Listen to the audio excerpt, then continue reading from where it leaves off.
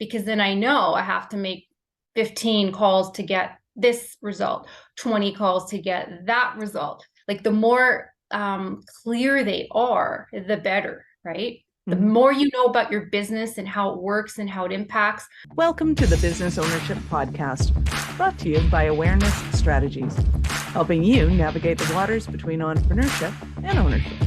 Hey there, peeps. This is Michelle Nedelec, and I am super glad that you're here with us today because I am here with my most amazing guest, Nicole. Nicole, thank you so much for being here with us today.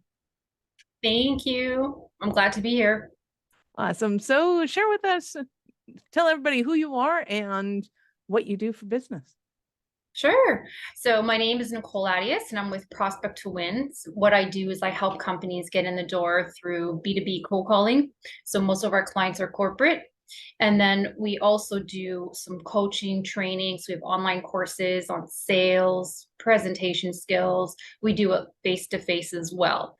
So I'll stop there so I don't confuse anybody, because when you start asking entrepreneurs these questions, right? Right. They just go on and on and on, and I don't want to do that. Awesome. So let's back up the bus just a little bit. And how did you get into sales as a thing?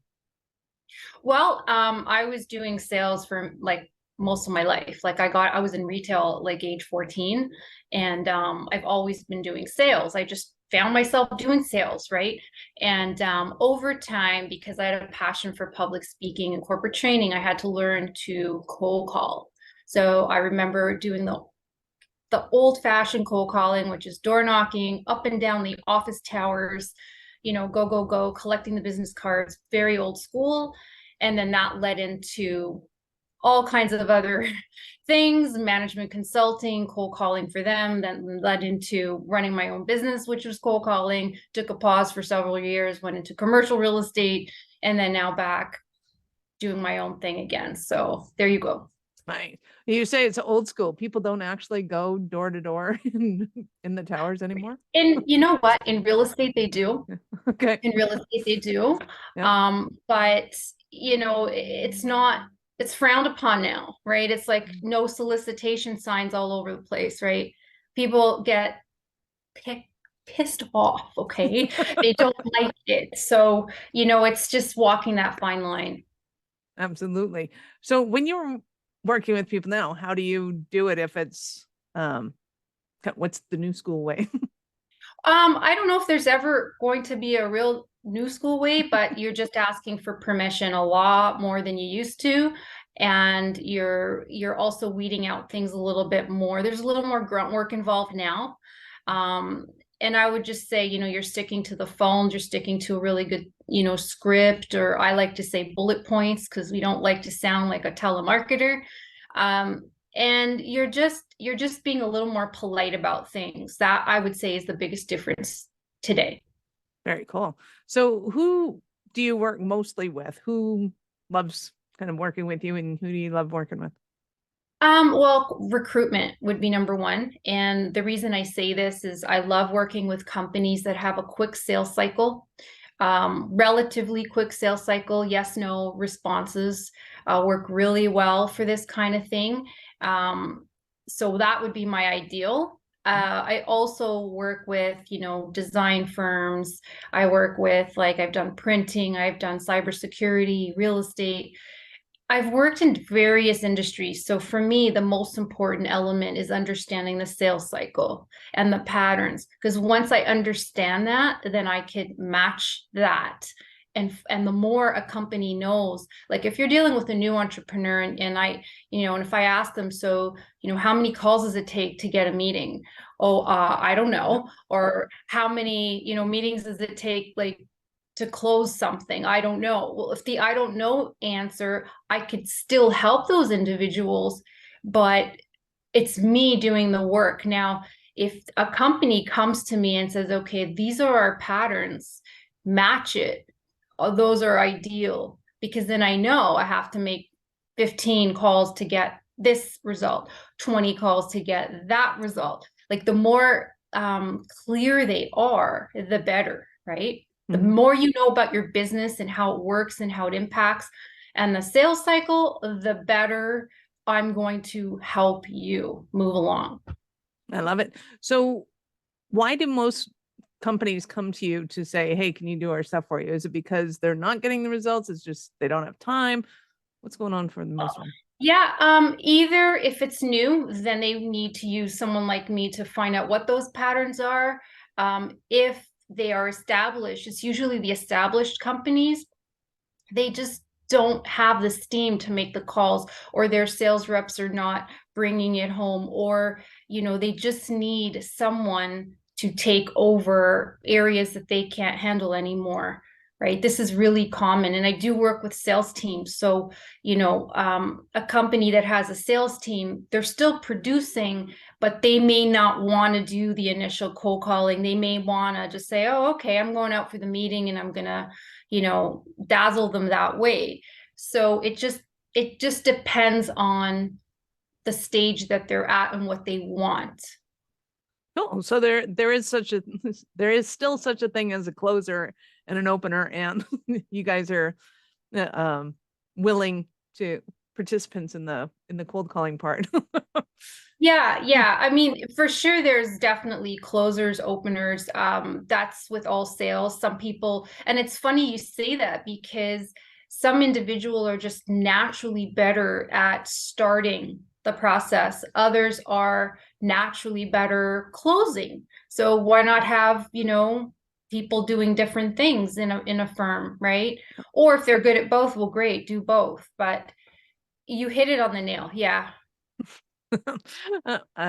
I'm both fascinated and enamored by the whole conversation of kind of the people that are excited to start a conversation and just happy go, like they just seem to naturally have this thing where they start conversations everywhere they go. And my mom was one of them, and I was struck that she never went into sales, because she could have somebody telling her their whole life story by the third floor of an elevator. And as a kid, I was like, how do you do that? Really? It was Really? awesome. Okay. Because yeah, you're right. It's some natural, and also like, but then there's that fine line with the salesperson that's like they're too good almost, and I don't like dealing with that. Like they're too good, they're too crafted. They're so crafted that you don't trust them. So it's just a kind of that fine understanding. Yeah, absolutely.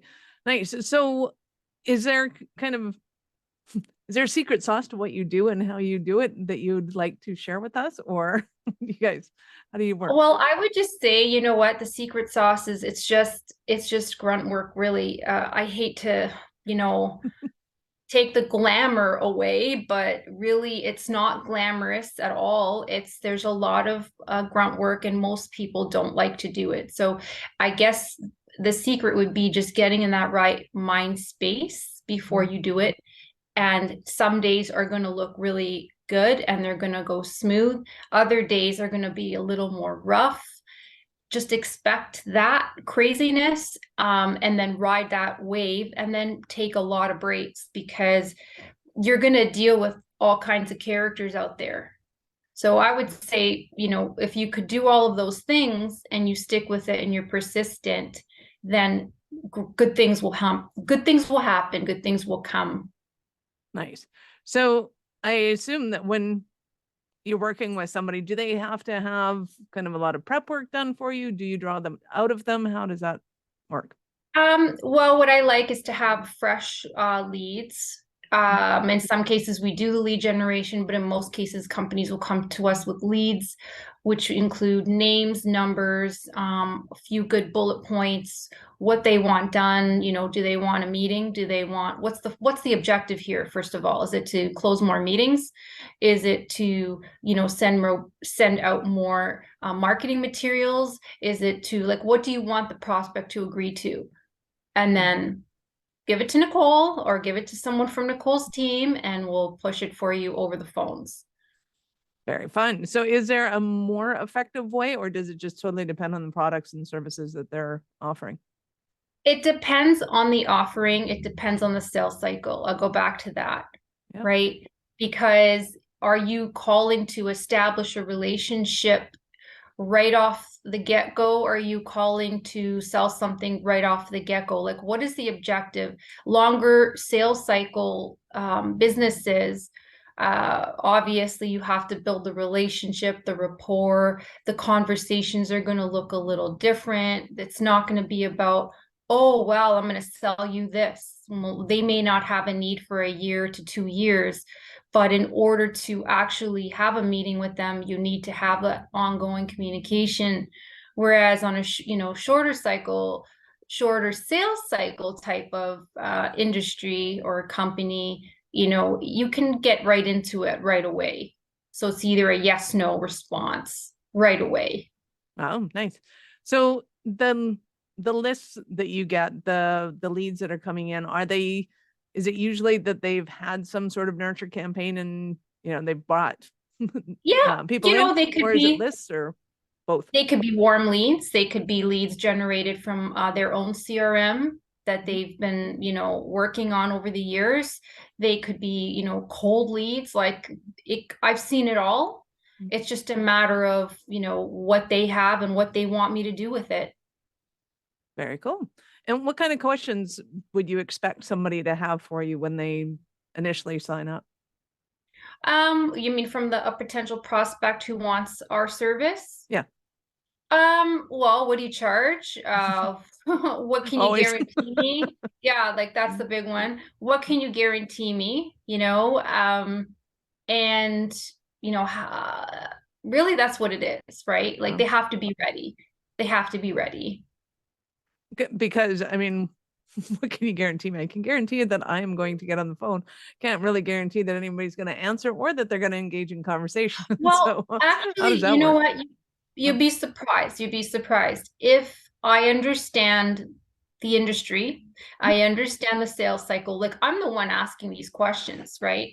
If I have that information, then I could definitely give them a rough idea of what I expect to happen.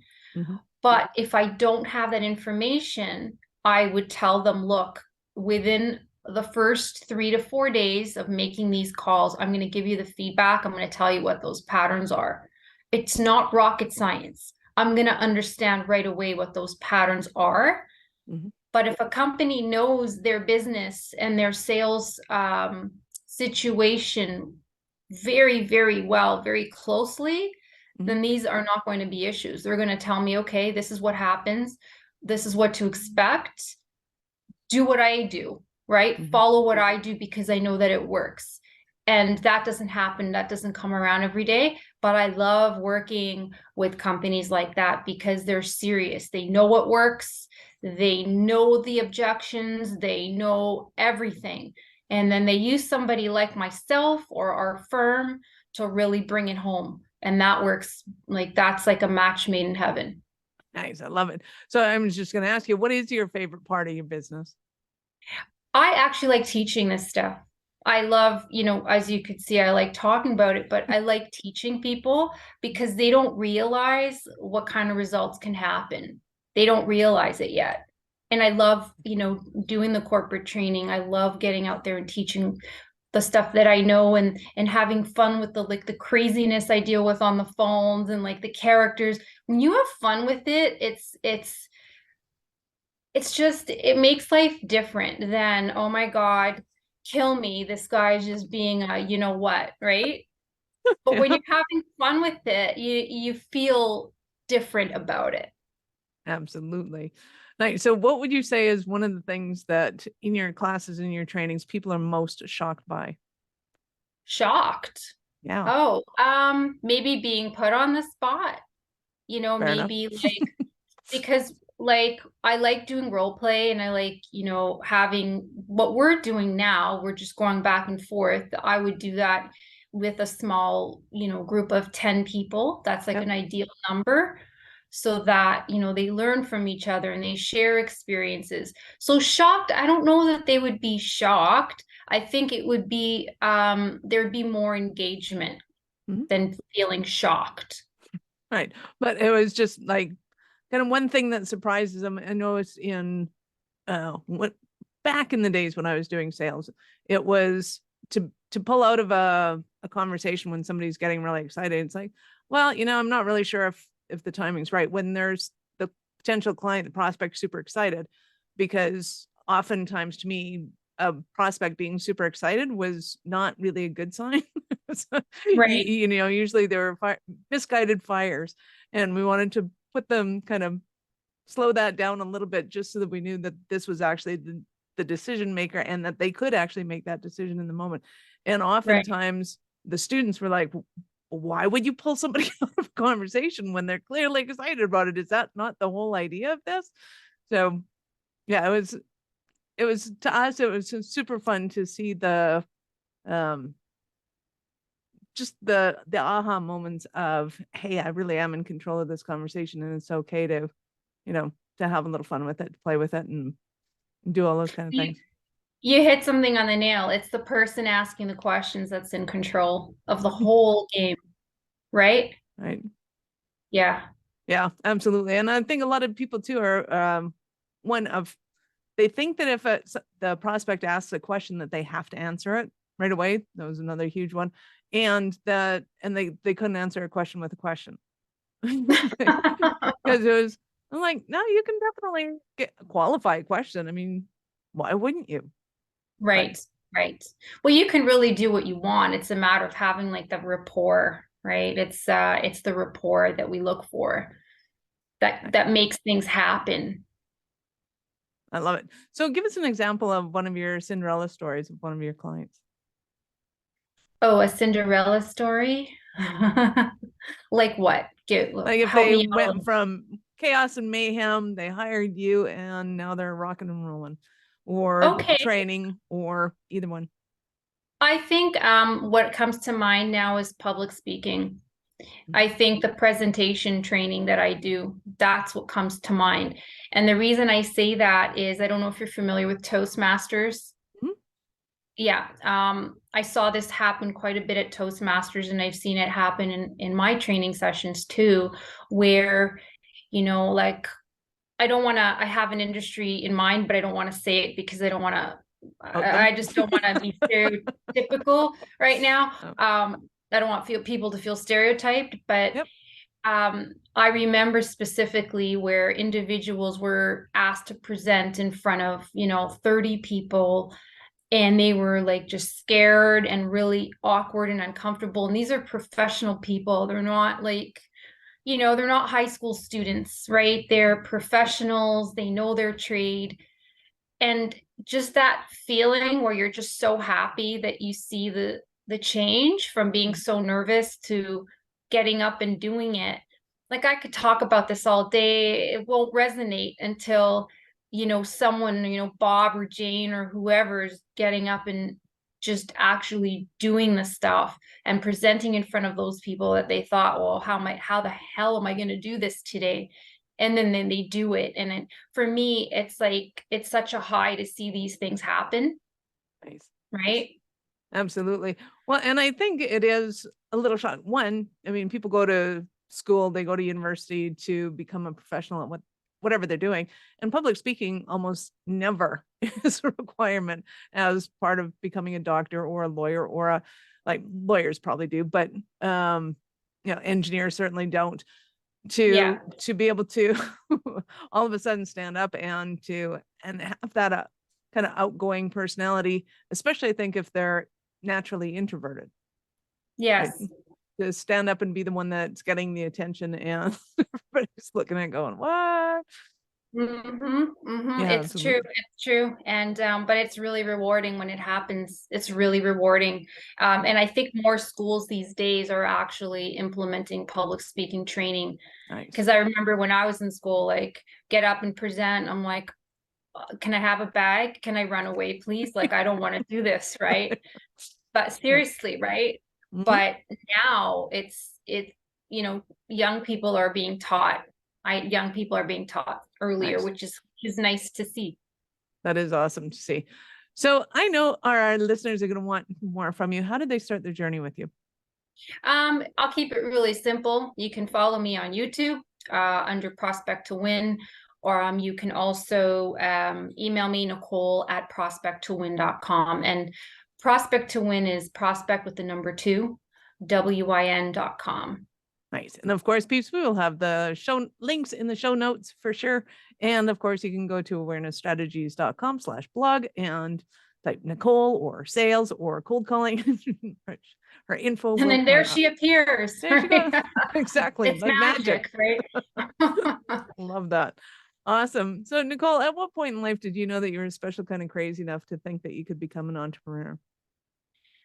Really awesome question. University, because I remember, my parents saying, well, what do you want to do? What are you going to do? You've you're working on a degree. What are you going to do with yourself? And I kept feeling like, well, I don't know what the hell I'm going to do. I just knew that the 9 to 5 lifestyle didn't appeal to me. And I did do the 9 to 5 lifestyle, right? But I knew that I had a hard time with that. So when you asked that, university was the reason. I felt it because I was putting out there like tutoring. I just got a mind freeze. I used to tutor students. So I created like a brochure. I created stuff, just no one told me to create it. I just created it and I started to post it all over university. And then I went to different universities and colleges and did the same thing.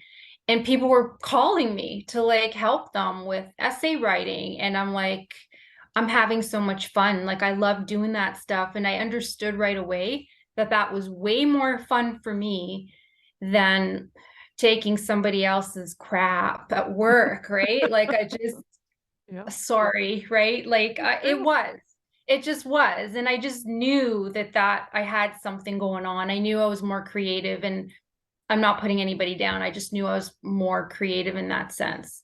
That's how I knew I was more entrepreneurial. Nice. I love it. I love it. Thank you so much for your time, Nicole. You've been amazing. Any last words for our peeps? Just have fun doing what you want to do. Of course, it has to be, results oriented. It has to translate into business, right? But just keep going and persist. Awesome.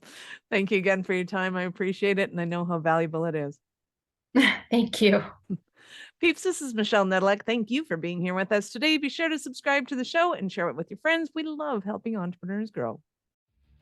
Are you running a business over 7 figures but still struggling with technology headaches? Pay attention. You do not want to miss this offer. This podcast episode is brought to you by Awareness Strategies, who is offering a custom-built digital adoption roadmap for anyone running a business over 7 figures who's wanting to grow their business in the next 5 years.